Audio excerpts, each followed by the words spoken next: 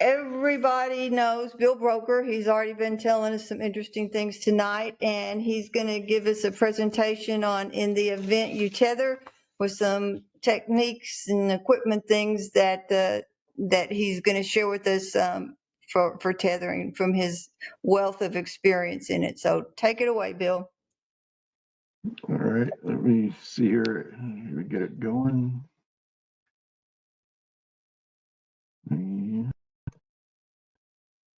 Has that got us in?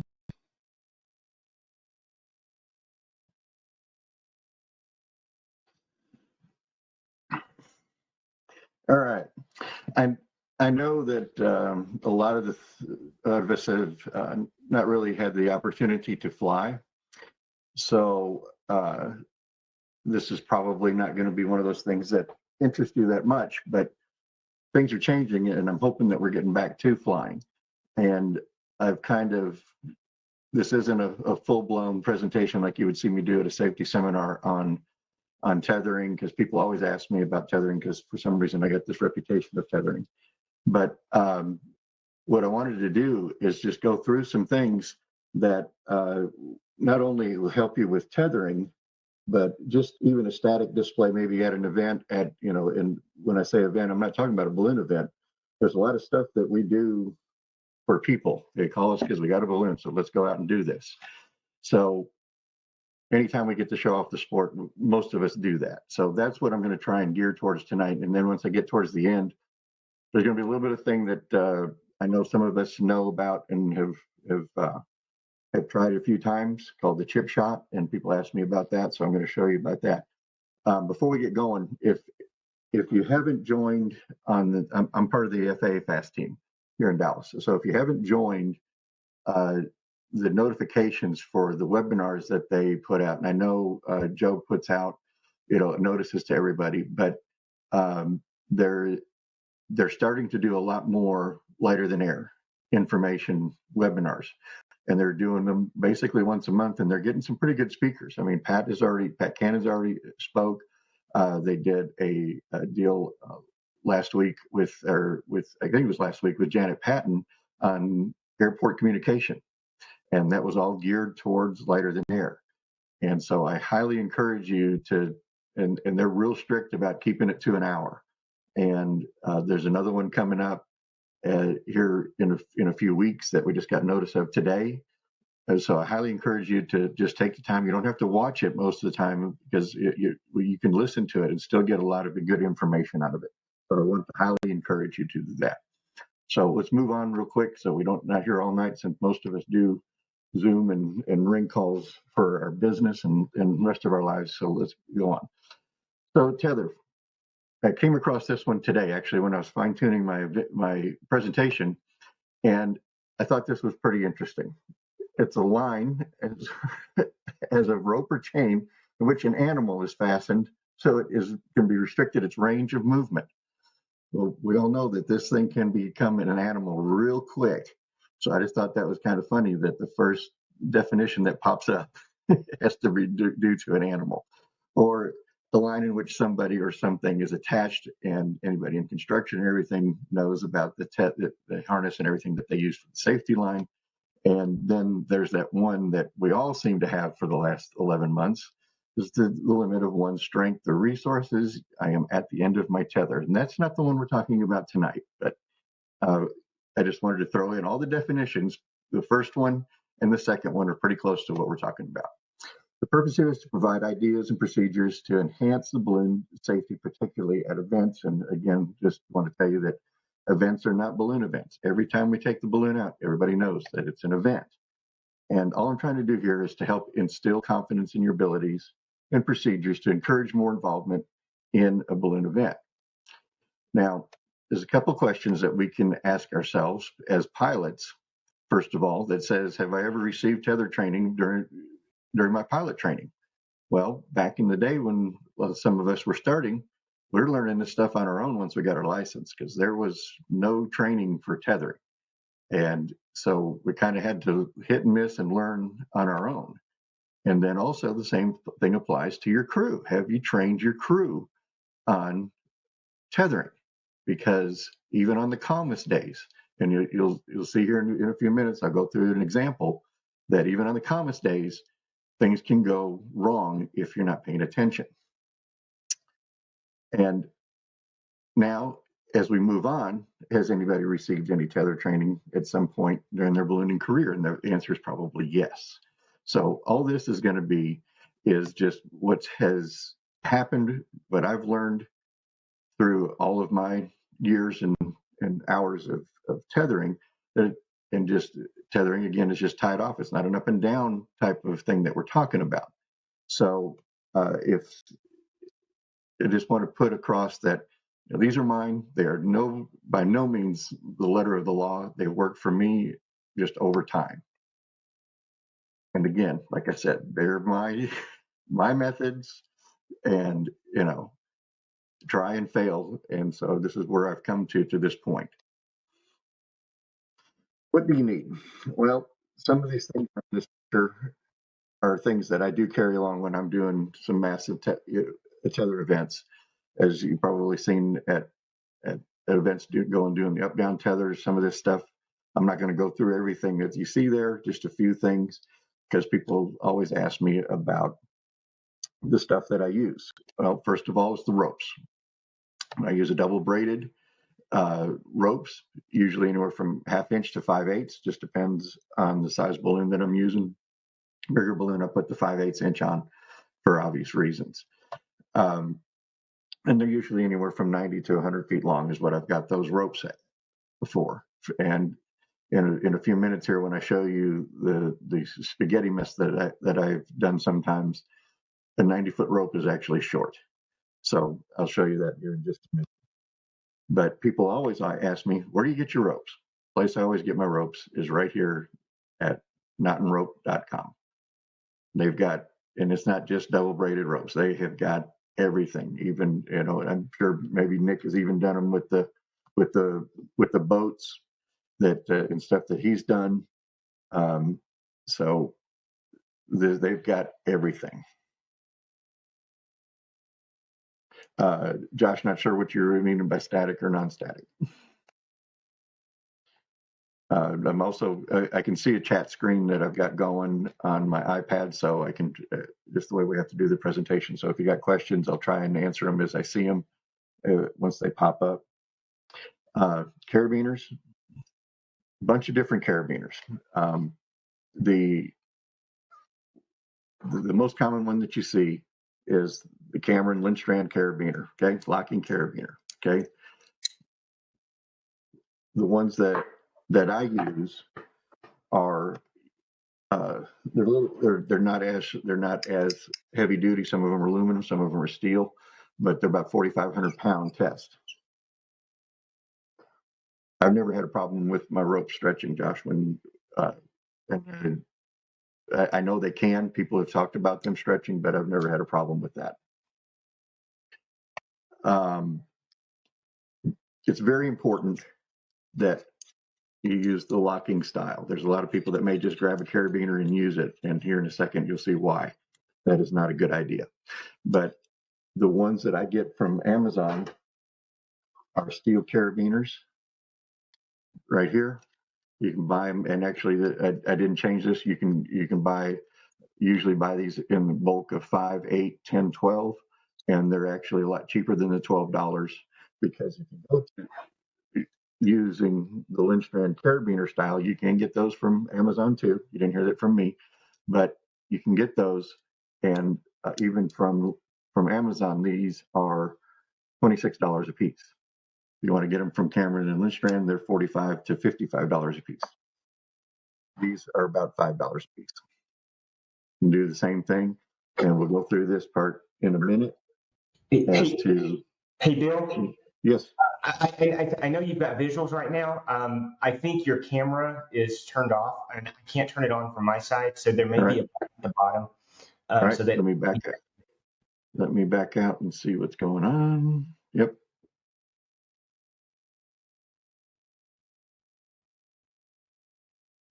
There we go. How's that?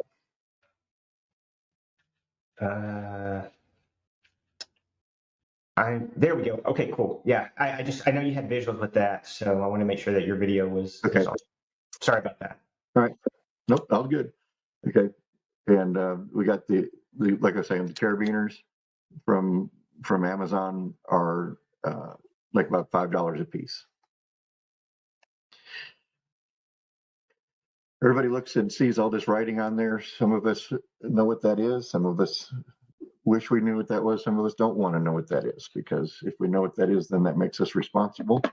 But all that information on there basically boils down to how to tell the strength of a carabiner. Okay. And you see on this particular carabiner where it says 25, it's the KN stands for kilonewton. What's a kilonewton? Kilonewton is basically about 225 pounds per kilonewton. And that's all your engineering and science that you want to learn that you thought you'd forget and never have to use again. It's but to sit there and look at those numbers on there, the 25 is the number of the strength of that carabiner locked. That's important here, because what happens is why we use the locking carabiner. Well, because that can happen if it's not locked. And that is a carabiner of mine from a Tether that was not locked. If you read up, I do notice the spelling error, sorry. The carabiners lose anywhere from 70 to 80% of their strength when they are not locked. Okay, so it's important because that can snap right on out of there. Doesn't take much for it to pop out of there, believe it or not, the force that we can put on these balloons. And again, why do we use a locking carabiner? And that again is one of my carabiners from a long time ago that I keep just for this purpose of showing people that it can happen. And the little hook in here, nobody noticed it till we were done with the tether, but this little hook was the only thing that was left hanging on to the trailer hitch tie off when we did that, when we got done. So needless to say, there was a learn and almost fail in a bad way that I got lucky. But like I said, a long time ago on that one. The previous carabiner was about 4 or 5 years ago when we were trying to inflate real fast, and a lot of people thought everything was being done. So, but it can happen. I use several different kinds of straps. The big strap is obviously you can wrap around trees and light pole bases, and or even to wrap it around vehicles, bumpers and stuff like that. But that little one is about a foot long. Okay. The reason I like these is I've made several of these because I can. I got the shop obviously, but I usually put these around the crown line at the top, and all I do is wrap it in between, wrap it around itself. So it's a great place to hook on a second crown line if you want to. And I usually on most of my commercial balloons, I've got these. I just leave them on there. And Bill, so can you I hold don't that have up higher? hold it up higher. There we go. But all it is a doubled over strap that I've sewn and reinforced. There we go. Sewn and reinforced. And when I put it around there, because you never really want to put metal on your crown line ring. So all you do is just feel like I'm supposed to be telling you about the weather, because it's opposite for them to show blue screen and tell you the front's moving in. But there's that. And I usually just leave it. I've got several of these that I have in my box with all the equipment, but I've also got these 2 or 3 of these just left on the crown line of the balloons that I'm using. Am I missing any questions? Nope, I got them so far. All right.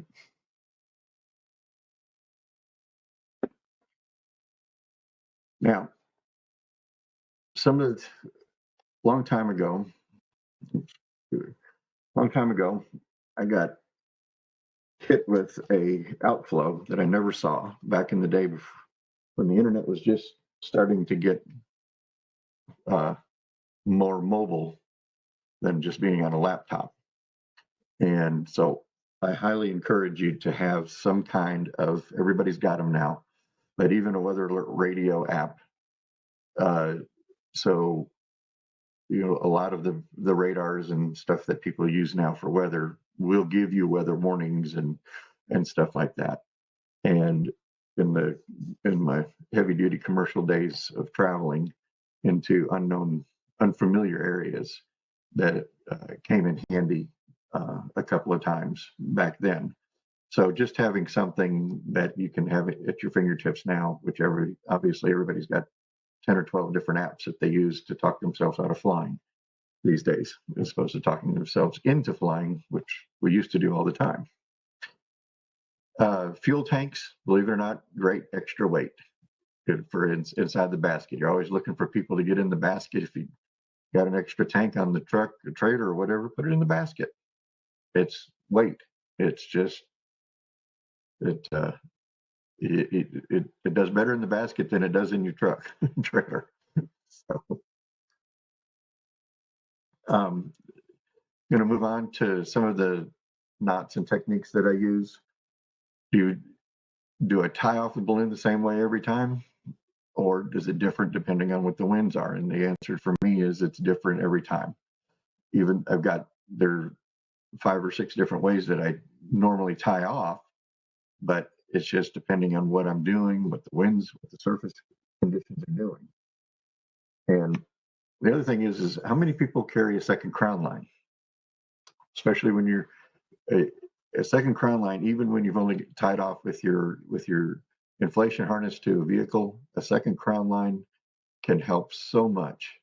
Just help stabilize, even in a 7 or 8 mile an hour wind. If you're sitting there static, put that crown line on there and have somebody just hold it. You'd be very surprised if you haven't done that. Very surprised as to how it could make or break you wrestling with that balloon during just even the moderate of winds. So I would highly encourage you to do that. Now we're going to get to the portion where I usually get the most criticism, because people ask me, what kind of knot do you use? Do you use a Bolin? You use the half Windsor? What do you use on your knots? Well, I learned a long time ago that the knots better be simple enough to tell a person that doesn't know how to tie knots how to be able to tie a knot. Because if you're busy running the balloon, try and tell somebody how to tie a Bolin knot. Try and tell somebody how to tie a knot from the balloon basket, and they're 20 feet away and you're yelling at them to try it. No, you're doing it wrong. Flip. Because if a line needs to be adjusted or something, make it simple. Make it simple enough. And that's what I've done for a very long time, and it works. And here it is. I'm going to show you a picture of it, and then I'll quick show you I got a rope here. It's super simple. All it is an overhand knot that I've created a loop in it. People always sit there and tell me, well, you're doing those knots and it's going to tear up you're tying the knots in the ropes and it's going to destroy the rope. I've got some ropes that I've had for almost 20 years, and they're still fine. I check them. I do everything I'm supposed to do, and they're still good. I don't leave the knots in there. That's the important thing, is I never leave the knots in the rope and when I'm done with the event, when I'm done with whatever I'm doing, I untie them. And I've never had a problem untying this knot. And all it is just an overhand knot to create a loop. Okay. And then I've created basically a fulcrum using that knot. And I'll show you here real quick, and hopefully we'll be able to see it. I'm going to move this.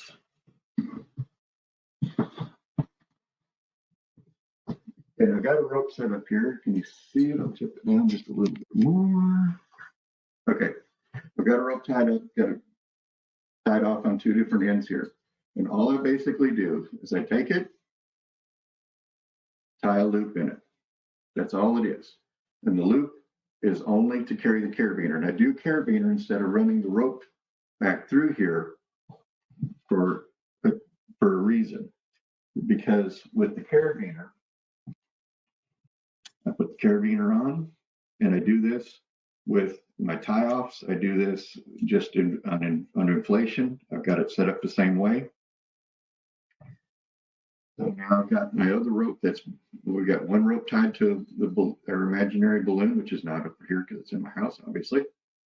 And then a vehicle, whatever, off this side. Okay. So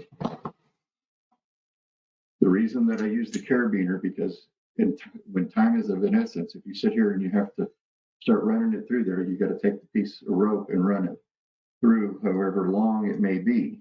With the carabiner, you just open it, close it, lock it down, and now you've created a fulcrum.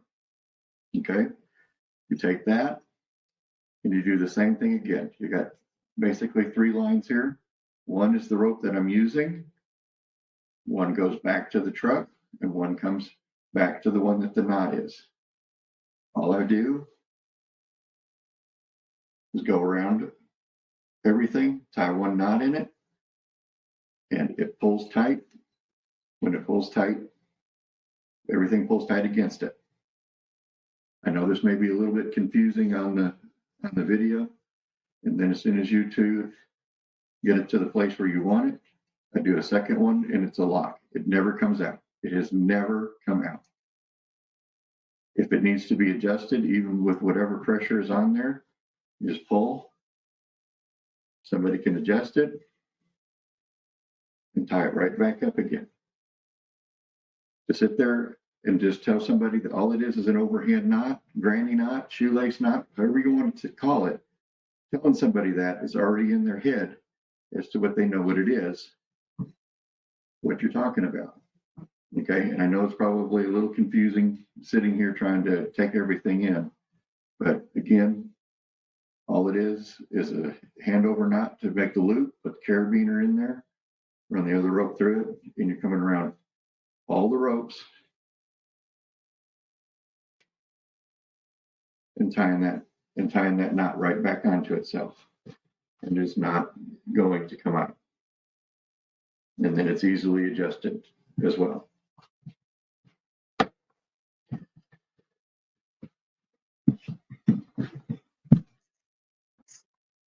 Thoroughly confused? All right.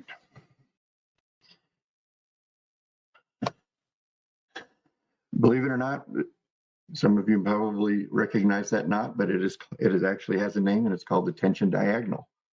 And they actually use it in water rescue training. The same knot that they use in that. So it's not something new to the world. So now my mid presentation question. Hopefully you are.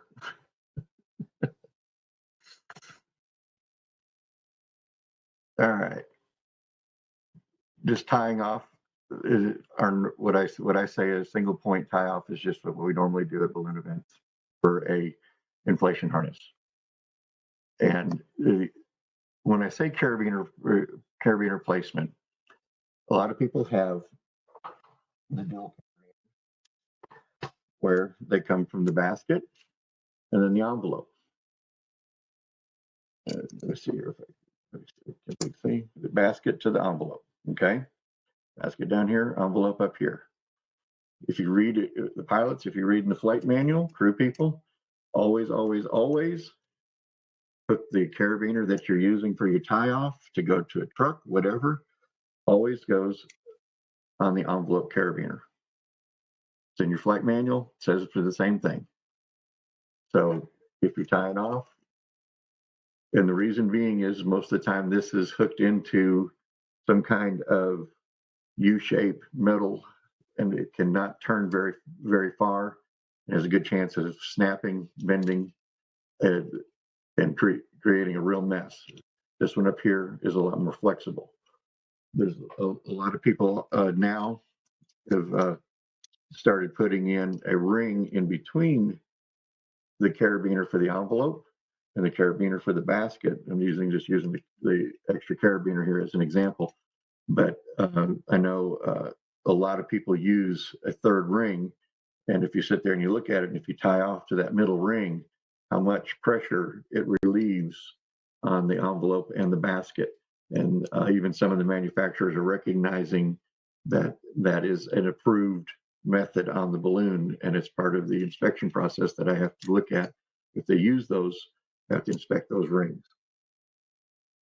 So you can kind of see how having a third ring in there, especially doing a tether, you're seeing people get danced around and moved around a lot. So, but the biggest thing is to remember, if you've only got the two carabiners, that you're always tying, you basically, I guess the best way to say that is you never tie off to the basket only. And because the basket has got a lot more fixed location on it than the envelope one. And make sure that if you do have a quick release, that you've got some kind of mechanism, some way to make sure that somebody can't walk up to that basket and pop that thing loose on you. A lot of people have a little pull string, whatever, tie an extra knot in it, just something that somebody can't walk by and just out of, not on purpose pulling it, but just having their hand rest on it, whatever, that can't come loose. And then crown line placement is what we talked about earlier, having a second crown line, having the crown line where it is downwind. It should never be straight with the wind. If you've only got one crown line person, it should never be straight down with the wind. It should be about 5 to 10 degrees off, left or right, either way. Because if you got a straight downwind, then all it's going to do is start waving like a flag. And if you have it off center just a little bit, it tends to make the balloon not move as much. Have a 2-point tie off. This picture isn't a good example of that, but a 2-point tie off is having two vehicles close by to keep the basket from sliding back and forth side to side, depending on how much wind you've got. And that's usually not so much calm to 5, but you're talking maybe 5 to 6 miles an hour. We got a lot of questions here. Let's see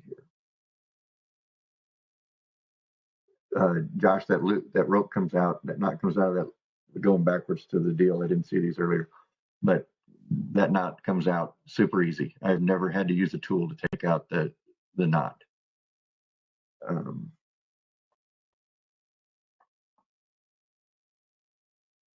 Let's see here. Okay. I think we solved everything else on there. With, I guess everybody can still see me. And another misspelled word. That's awesome. But the carabiner placement, making sure that it's not on the basket, that it's on the envelope portion, is very, very important for the equipment. And then the upwind tie off, like we were talking about. If you have two vehicles, having one tie off, don't have it tie off to the same spot. Have it tie off to one corner and the other one tie off to the second corner. Help keep the basket from sliding back and forth. Still doing a tie off at 5 to 8 miles an hour. You may need to do a little more work, more tie offs. Maybe have a third vehicle where you actually tie off the crown line to a particular vehicle to help keep some constant pressure on the envelope on the crown line portion. Again, carabiner placement is, I can't stress that enough. This here is more than 8, and everybody knows that. So, and it was at a balloon event. This guy sat there with this balloon like this for a good 20 minutes, and defied all the rules of having one tie off and the balloon not dancing around. So it was pretty windy that day, obviously. Some days it is too windy, because if it can bend poles, then we probably shouldn't be doing it. And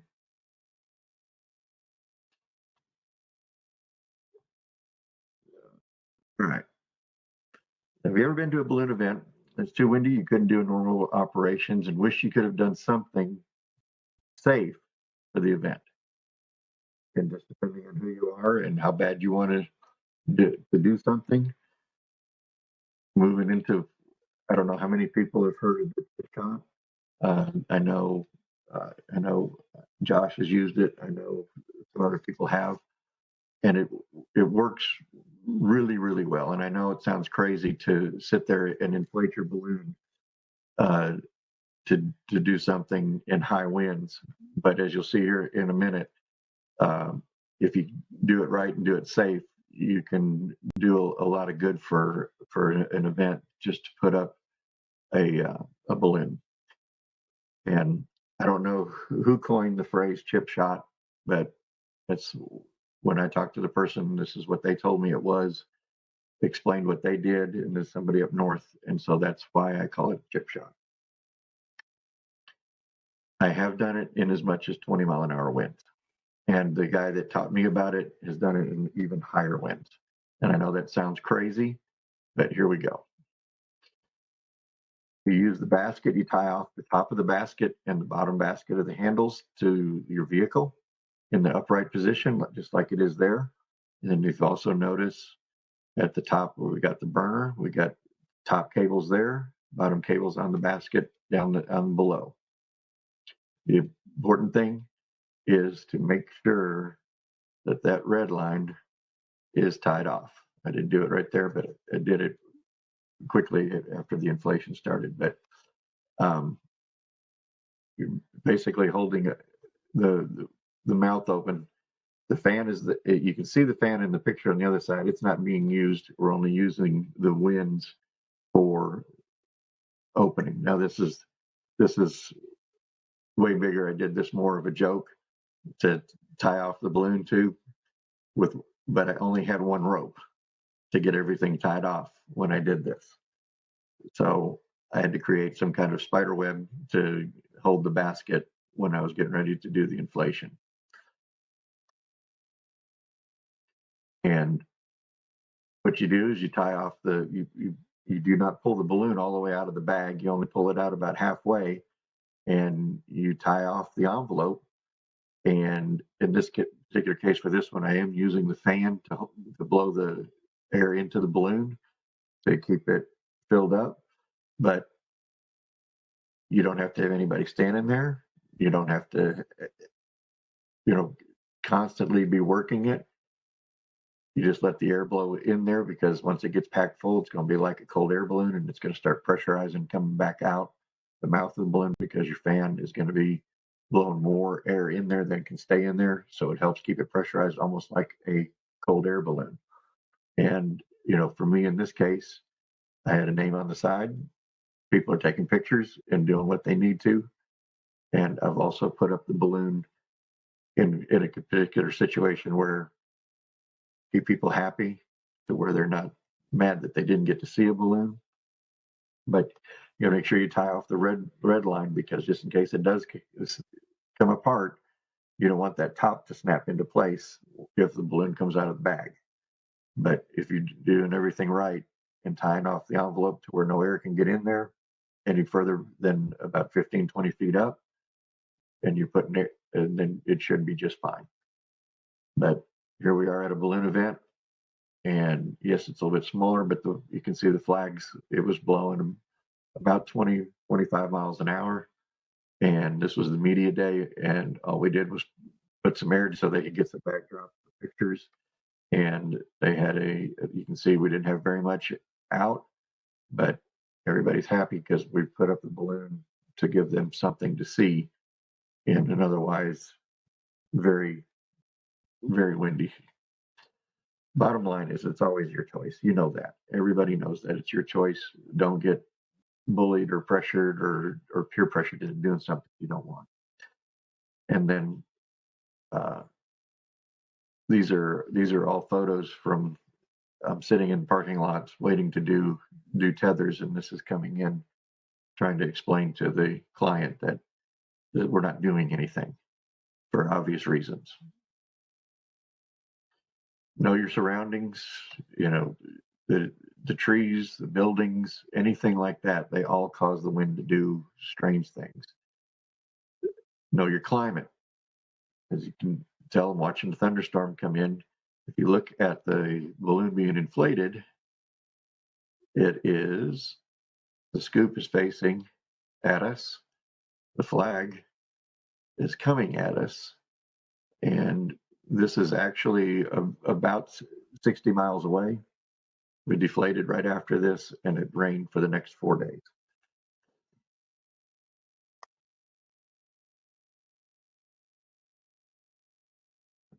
Let's see here, where are we at? I'll make the money decisions. I know it all looks like I just made money decisions all along there, but they're all very calculated decisions and done with the utmost safety as I can do. And if anybody knows me, I'm not going to sit there and do something that's going to cause any danger, because you know what? Bad things can happen if you're not paying attention, if you're not prepared, if you don't plan. Bad things can happen. And all of you know that I have a repair station, so either you can plan now or you can pay me later on getting your stuff fixed. And I'd rather you planned, because if we fail to plan, then you're planning to fail. And we all know that one very well. Safety is the last thing that I'm covering, but it is always the first, and that's why I'm covering it last, because I want you to remember it the most. Because you're not going to remember much of what I said at the beginning of this. You're going to remember how I ended. So I always end with the safety portion of the presentation. And we're into that situation now where there has been a lot of people who have not even taken their balloons out of the bag in a year. All right. And so your pilot skills are going to be rusty. Crew skills are going to be rusty. And there's no shame in taking your equipment out, going out to a field, and just doing a nice slow, if you're sitting there thinking, okay, I'm going to start getting back into flying, get your crew together, go out there, inflate, with the purpose of only doing the inflation, no flying. There is no harm in that whatsoever, no shame, because now you're moving at your own pace. You're not trying to get through, because the longer it takes you to get in the air, the less time you get to be in the air. So there's nothing wrong with doing that and getting yourself reacclimated to the equipment, making sure everything is where you put it and where it needs to be for the next time when you do go out and fly, which is always, everybody's get the proper briefings. Talk to your client, the organizer, the crew has to be briefed no matter what you're doing. You always have got to tell the crew, don't ever assume that they know what's going on. And also make sure that everybody's got the right shoes, the right clothing, and the gloves on. And we all know that, and just pointing these things out to remember, you got to just be reminded all these things are the stuff that we do, but a lot of people have been dormant for 11 to 12 months right now. And so things may not come back to you readily. Especially if you're doing the tether work and everything, always check your equipment pre the tether and post the tether. As you're putting things away, don't just put them away. Watch them, making sure that something didn't happen while you were using it. And the post tether equipment it could be just your inflation harness. Make sure something didn't happen to it in the dark while it was laying on the ground, packing up everything. Check those things. Always check yourself. How healthy are you? What's your mental state? Do you have a fight before you went out? If you got a bad attitude that I don't want to do this, why am I even here? Shouldn't even be here. Those are all bad attitudes that could cause you not to concentrate on what you're going to do. mental preparedness of the crew. Are they focused on the task? You know, we're all missing being out. You know, we're all out there to have a good time, but we've also got a job to do, and we've got a job to do that. We have to stay focused. If we're sitting there on a static event, it's easy to become, you know, complacent with what's going on, situational awareness, what's going on, how many people are standing around here, where are the ropes, it's dark, where are the ropes, you know, those type of things. Physical preparedness, you know, how healthy is the crew? I mean, do you see something that, you know, are they limping, or are they, you know, oh, my back? So take notice of those things to make sure that you take care of them, to where when it comes time for lifting, when it comes time for, you know, carrying, you know, pulling, those type of things, you don't need your crew get any more messed up because they came out there because they wanted to. You don't want to discourage them, but make sure that they're, you know, in good health. You know, their equipment, and their equipment is their clothing, their gloves. Is, you know, are they in open-toed shoes? Should they be out here messing with things? You know, take notice of those things. And nope, don't know how that got in there. Oh well. Um, it's always best to have a great support group, and I have one. And I'll be the first to tell you that I can't do what I do without the people that I have behind me. I relate this always a lot to NASCAR. That the driver, yeah, he may be the one that's driving the car. He may be the ones getting the interview at the end, but he ain't getting there without the crew and the people behind him. And you got to have a great support crew to be there behind you. And, you know, that's all I got. I will take questions. I'm just trying to be funny for the end of this, but not to go too long, but I am open for questions if we got them. I've been trying to do my best to answer them as we go along. Some of this may be old news to everybody, but that's what I got for you.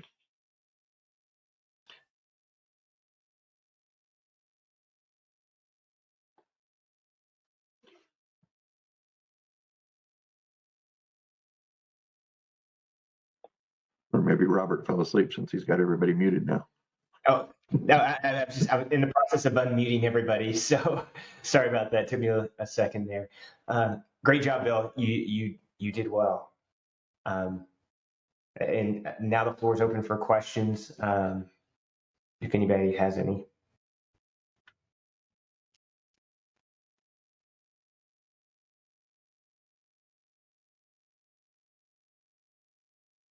Either everybody's sleeping or I did a good job. You did a great job. Thanks for doing it. So, Bill, Well done. I have a question for you. Yeah. So when I said static or non-static, static is a rope that has no spring. Non-static is a rope that has spring. So that's why I was asking, do you use a static rope or a non-static rope? You know, you're more smart than I am on that one, then, because I use double braided rope, but like I said, I don't notice it stretching that much. I mean, it will, but not to the point where you sit there, you're using it as it's springy, if that makes sense.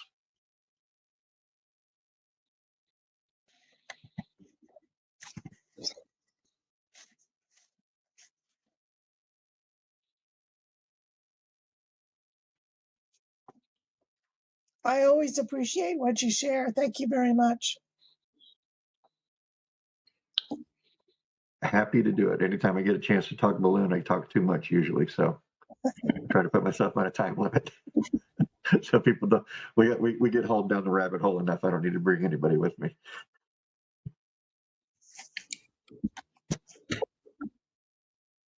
I think we all miss ballooning and can't wait to get back out to it.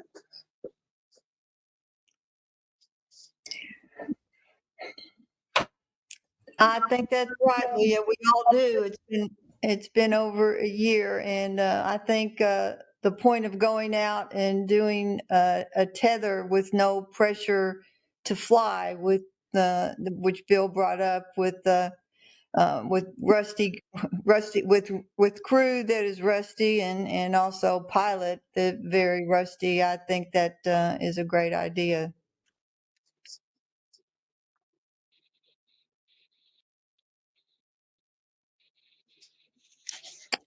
Okay, any other questions or comments for Bill? Bill, as always, we appreciate you and you always have interesting things to tell us and appreciate you doing this presentation.